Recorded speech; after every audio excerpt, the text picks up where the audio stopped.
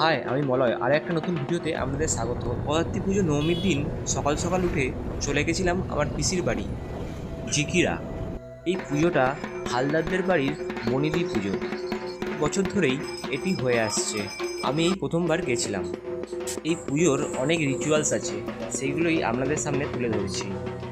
ঠাকুর বাড়ি থেকে আনা হচ্ছে কৃষ্ণ নারায়ণ, পরেই পুজো শুরু করা হবে। এই কোষ্ঠী পাথরের নারায়ণ 15 দিন অন্তর অন্তর প্রত্যেক বাড়ি বাড়ি ঘোরেন। এদিকে ঘট স্থাপন করা হয়ে গেল। একটু পরেই বেরিয়ে পড়েছিলাম গ্রাম্য ভবনে। এই প্রথমবার দেখলাম কাঠের ব্রিজ মুন্ডেশ্বরী নদীর ওপরে। আজকালকার দিনে এরকম ব্রিজ দেখাই যায় না, শুধুমাত্র পায়ে হেঁটেই এই ব্রিজ দিয়ে যাতায়াত করা যাচ্ছে। আশেপাশে ঘুরে ঘাড়ে আবার চলে এসেছিলাম পুজো দেখতে। এখন ঠাকুরের পান প্রতিষ্ঠা এবং চক্ষুদান হচ্ছে।